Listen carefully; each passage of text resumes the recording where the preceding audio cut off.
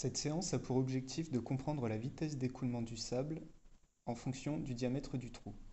Les compétences mobilisées sont le travail de groupe et l'argumentation.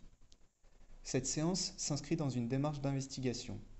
L'élève doit être en mesure d'observer, questionner, manipuler et expérimenter, formuler une hypothèse et la tester, argumenter, mettre en œuvre plusieurs idées de solutions, utiliser un vocabulaire scientifique à l'oral afin de donner le résultat de la recherche, réutiliser les connaissances des séances précédentes et des activités de la vie quotidienne, pratiquer certains gestes spécifiques à l'utilisation d'un sablier. Cette séance est la première après les séances de découverte, dans laquelle nous construisons notre sablier. Phase de remobilisation des connaissances, 5 minutes en collectif oral. Dans cette phase, nous allons effectuer un rappel sur l'utilisation de l'entonnoir, avec son nom et son utilisation. Nous effectuerons aussi une restitution du protocole et du matériel à utiliser, matériel et protocole qu'on a vu dans une séance précédente. Concernant le matériel, nous allons avoir besoin d'un entonnoir, du sablier de la classe, de la caisse de matériel et d'affiches. Pour les consignes, nous allons leur demander s'ils se souviennent de ce qu'on a fait la fois d'avant, quand on a apporté le sablier, comment nous allons nous y prendre pour en construire un, de quoi on a besoin, quel objet on a utilisé, quel est son nom, à quoi il sert. Situation problème, 10 minutes en atelier oral.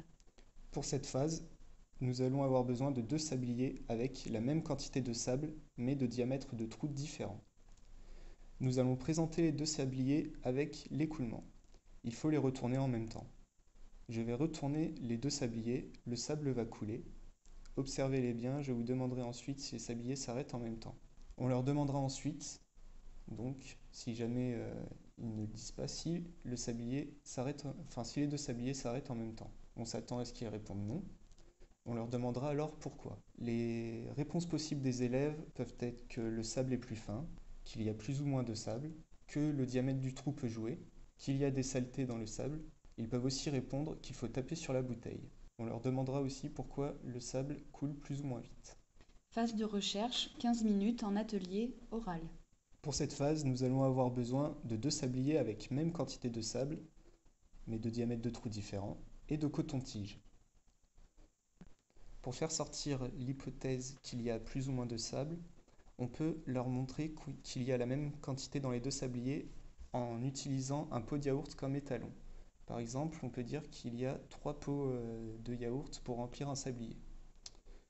Ensuite, pour les focaliser sur la taille du trou des bouchons, on va leur demander quel est l'autre élément du sablier, élément qui a été vu dans une séance précédente dans la description du sablier. On exercera une comparaison des diamètres grâce au coton-tige. Le plus gros trou faisant 5 mm dans lequel on peut mettre 2 cotons-tiges et le plus petit faisant 3 mm dans lequel on ne peut en mettre qu'un. Mise en commun, 5 minutes en atelier oral.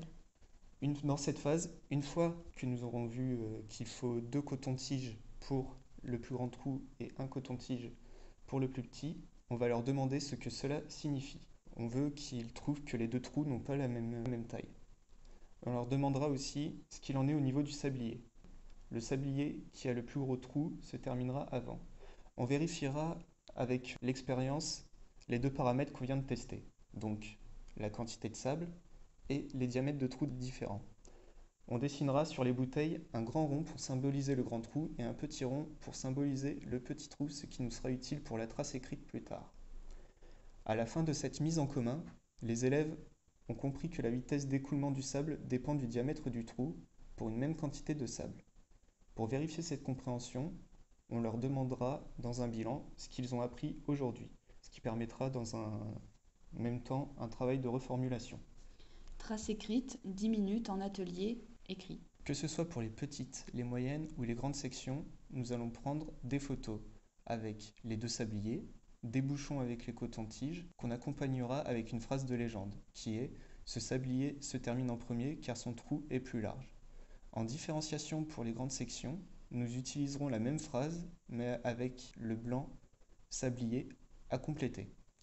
Dans une prochaine séance, nous prévoyons de remplacer le sable par d'autres matériaux comme le sucre et le gros sel.